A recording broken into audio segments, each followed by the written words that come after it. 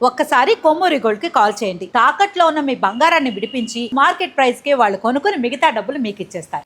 మూలిగే నగపై తాటికాయ పడ్డట్టు ఇప్పటికే జల ప్రళయంతో శ్మశానంలా మారిన నేపాల్కు మరో మంచు ముప్పు పొంచి ఉందని చైనా హెచ్చరికలు జారీ చేసింది. ఇప్పటికే నేపాల్కు ప్రవహించే నదీ మార్గాల్లోని కొన్ని ప్రాంతాల్లో కొండ చర్యలు, మంచు చర్యలు విరిగిపడి నదీ ప్రవాహానికి అడ్డంకులు ఏర్పడిన సందర్భాల్లో ఇలాంటి సరస్సులు సహజంగా ఏర్పడుతుంటాయి.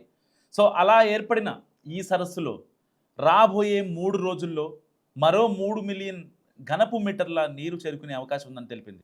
చివరకు కట్ట తెగి దిగువన ఉన్న నదుల్లో వరద పోటెత్తే అవకాశం ఉందని కూడా హెచ్చరించింది. కంప్యూటర్ల సాయంతో చైనా ఇంజనీర్లు వరద ఉధృతిని అంచనా వేసే ప్రయత్నం చేస్తున్నారు. సో ఈ నేపథ్యంలో నేపాల్లోని త్రిశూలి, బోటేకోషి, నారాయణి నదీ తీరాల్లో ప్రజలు సురక్షిత ప్రాంతాలకు తరలి వెళ్లాలని అక్కడి ప్రభుత్వం సూచించింది.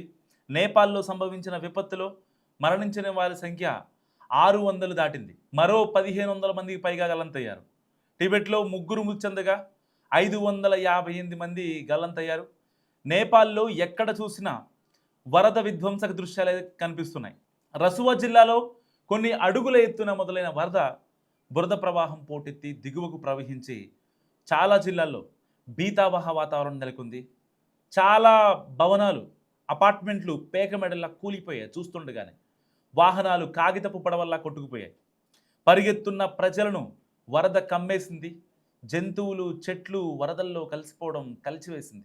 భూకంపంతో మంచు, రాళ్ళు, శిథిలాలు కొట్టుకొచ్చి లిండే నదిలో ప్రవాహానికి తాత్కాలికంగా అడ్డుపడ్డాయి. అడ్డంకి తొలగిపోగానే అది ఉప్పెనై భారీ బురద దిగువకు పోటెత్తింది. అది బోటేకోసి, త్రిశూలి నదుల ప్రవాహాన్ని బీభత్సం చేసింది. నేపాల్లో ఇప్పటిదాకా దాదాపుగా 600 మృతదేహాలు లభ్యమయ్యాయి. చితావాన్ జిల్లాలో మరణ మృదంగం మోగింది. అక్కడ ఏకంగా 150 మృతదేహాలను సహాయక సిబ్బంది స్వాధీనం చేస్తున్నారు. తూర్పు సవాల్ పరసీలో 62, ధాన్నింగ్లో 27, గూర్ఖాలో 20, రసువాలో 17, పశ్చిమ పరసీలో 15, సువాకోట్లో 12 మృతదేహాలు లభ్యమయ్యాయి. వేల కుటుంబాలు ఇళ్లను కోల్పోయామని, అందులో చాలామంది గల్లంతయ్యారని నేపాల్ విదేశాంగ శాఖ చెప్తోంది. జల విద్యుత్ ప్రాజెక్టులు, కస్టమ్స్ కార్యాలయాల్లో పనిచేస్తున్న 160 మంది జాడ తెలియట్లేదని అక్కడి అధికారులు చెప్తున్న పరిస్థితి. సో ఇదంతటికీ మరి చైనానే నిర్లక్ష్యమా? సో నేపాల్లో మహా జల విలయం సంభవించడానికి చైనా నిర్లక్ష్యమే కారణమనే విమర్శలు వినిపిస్తున్నాయి. టిబెట్లో నెలకొన్న ప్రమాదకర పరిస్థితుల గురించి నేపాల్కు సకాలంలో చైనా సమాచారం ఇవ్వలేదనే వాదన వినిపిస్తోంది. మెరుపు వరదలు నిమిషాల వ్యవధిలో త్రిశూలి, బోటేకోషి, లెండోకేలా నదుల వెంట ఉన్న గ్రామాలు, పట్టణాలను తుడిచిపెట్టేశాయి. ఈ మహా విపత్తుకు చైనా నిర్లక్ష్యమే కారణమని నేపాల్ రాజకీయ నాయకులు, మీడియా దుమ్మెత్తిపోస్తున్నాయి. సో భద్రత విషయంలో మా పొరుగు దేశాలతో మేము ఎప్పుడూ సమాచారం పంచుకుంటూనే ఉంటాం. అయినప్పటికీ నేపాల్ ఉత్తర భాగంలో ఉన్న చైనా మమ్మల్ని ఎప్పుడూ చులకనగానే చూడటం విచారకరం. భారీ ప్రకృతి విపత్తుల గురించి ఆ దేశం ముందస్తు సమాచారం ఇవ్వకపోవడం వల్లనే తీవ్ర జల నష్టాన్ని ఎదుర్కోవాల్సి వచ్చిందని నేపాలీ అధికారులు చెప్తున్నారు. సో వరద ఉధృతికి అంటే బొటైకోసి నది నుంచి వచ్చిన వరద ఉధృతికి చాలా వంతెనలు కొట్టుకుపోయాయి, బ్రిడ్జిలు కొట్టుకుపోయాయి. బురద ముంచెత్తడంతో మధ్య నేపాల్లో 35 వంతెనలు, 45 సస్పెన్షన్ వంతెనలు, 40 కిలోమీటర్ల రోడ్లు ధ్వంసమయ్యాయి. కాఠ్మాండును ఇతర ప్రాంతాలతో కలిపే రహదారి తీవ్రంగా దెబ్బతింది. టిబెట్లో ఆల్మోస్ట్ 558 మంది గల్లంతయ్యారు. వీళ్లలో 260 మంది విదేశీయులు ఉన్నారు. మిగిలిన 100 మంది స్థానికులు ఉన్నారు. అయితే నేపాల్ నేతల విమర్శలను చైనా తిప్పికొడుతోంది. ఈ ప్రకృతి విపత్తును తాము కూడా గుర్తించలేకపోయామని చైనా అఫీషియల్గా పేర్కొంది. విపత్తుల గురించి నేపాల్కు ఎప్పటికప్పుడు సమాచారం ఇస్తూనే ఉన్నామని చైనా విదేశాంగ శాఖ చెప్తోంది. బోటేకోషి నదిలో ఇంకా ప్రమాదం పూర్తిగా తొలగిపోలేదంటూ, మరో 2 రోజుల్లో మరో విపత్తు రాబోతుందంటూ చైనా ఇప్పుడు బాంబు పేల్చింది.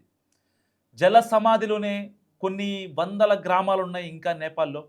బురద కొట్టుకొచ్చిన త్రిశూలి నదిలో 30 నిమిషాల్లో నీరు 9 మీటర్ల ఎత్తుకు పొంగింది.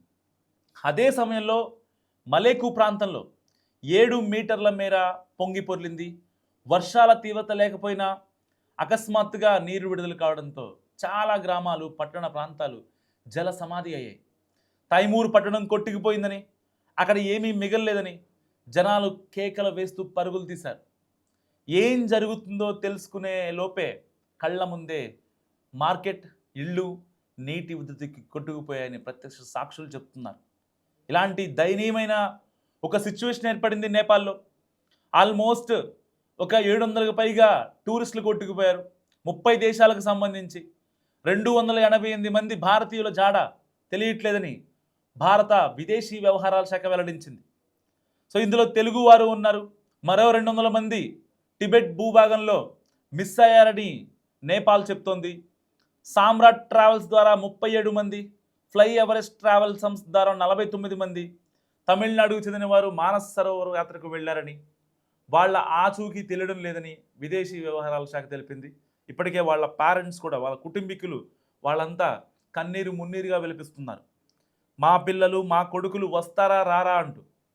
590 మంది పర్యాటకుల జాడ తెలియడం లేదని, అందులో 476 మంది విదేశీయులు, 114 మంది నేపాలీలు ఉన్నారని నేపాల్ టూరిజం డిపార్ట్మెంట్ చెప్తోంది.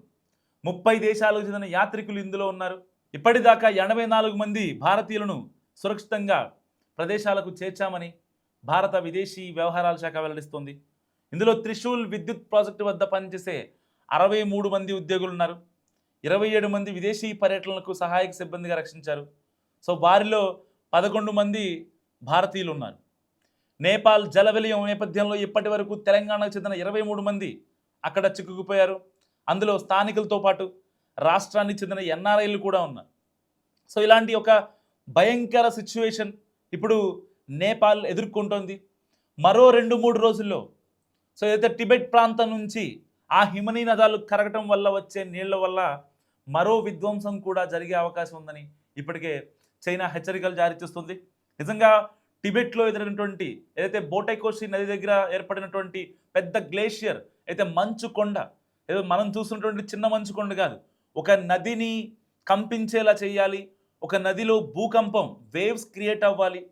ఒక పెద్ద నది, దాదాపుగా 20-30 టీఎంసీ నీళ్ళు ఉన్నటువంటి నది కంపించేలా ఉండాలంటే ఎంత పెద్ద గ్లేషియర్, అంటే ఎంత పెద్ద మంచు కొండ కరగాలో ఒకసారి అర్థం చేసుకోండి. ఒక కొండ కరిగి దాంట్లో పడితే దానికి వచ్చే ఆ ఉపద్రవం, ఆ పెనుద్రవం దాదాపుగా కొన్ని వందల ఊళ్లను తుడిచిపెట్టుకుపోయింది. కొన్ని గ్రామాలు, కొన్ని జిల్లాలు అసలు గూగుల్ మ్యాప్స్లోనే కనిపించకుండా పోయాయి. శాటిలైట్ ఊహా చిత్రాలను కొన్నిటిని నేపాల్ రిలీజ్ చేసింది. కనీసం ఆ గ్రామాలు శాటిలైట్లో చూద్దామన్నా అక్కడికి వెళ్ళడానికి స్కోప్ లేదు.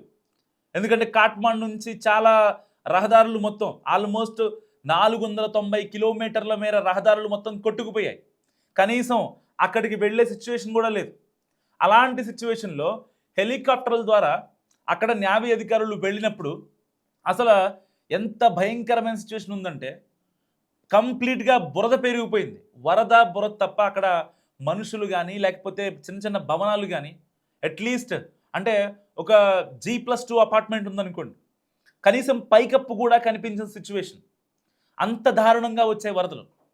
సో ఇలాంటి ఒక్క చుక్క కూడా వాన పడకుండా అసలు నేపాల్లో వరదలు ఏంటని చెప్పి ప్రపంచమే అసలు నివ్వెరపోతుంది. ఒక్కసారిగా ఆశ్చర్యపోయారు చాలామంది. అదేంటి నేపాల్లో వర్షాలు లేవు కదా, ఇంత పెద్ద ఎత్తున వరదలు ఎలా వచ్చాయి? సీన్ కట్ చేస్తే టిబెట్ నుంచి వచ్చాయి. టిబెట్లో నుంచి వచ్చినప్పుడు కనీసం చైనా ఎక్కడా కూడా ఎవరికి ఒక ప్రాపర్ ఇన్ఫర్మేషన్ ఇవ్వటువంటి సిచ్యువేషన్. పొరుగు దేశాలకు అట్లీస్ట్ ఒక చిన్న అలర్ట్ ఇచ్చినట్టుంటే ఇన్ని వేల మంది 30 దేశాలకు సంబంధించినటువంటి పర్యాటకులు, పిలిగ్రిమ్స్, ఇంకా డివోటీస్ ఎంతోమంది చనిపోయేవాళ్ళు కాదు. ఒక్క మాట అంటే ఒక్క మాట చెప్పుంటే చైనా ఇంకా వాళ్ళు నిరంకుశ దూరంలోనే ఉండి ఎవరు ఎక్కడికి పోతే మాకేంటని దూరంలో ఉన్నారో ఏంటో ఎవరికి అర్థం కానటువంటి సిచ్యువేషన్. కానీ మళ్ళీ ఇప్పుడు స్నేహభావంతో ఇంత డిజాస్టర్, ఇంత డిస్ట్రక్షన్ జరిగిన తర్వాత ఇప్పుడు చాలా ఫ్రెండ్లీగా ఒక స్టేట్మెంట్ ఇచ్చింది చైనా. సో మరో 2-3 రోజుల్లో అక్కడ హిమనీ నదాలు కలుగుతున్నాయి.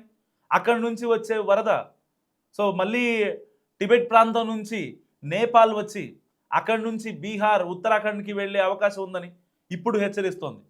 సో మరి ఇంతటి వరదలకు కారణం ఎవరు అనుకుంటున్నారు? సో నిజంగా అంటే ప్రకృతి ప్రళయం అనేది ఎవరు ఎక్స్పెక్ట్ చేయింది.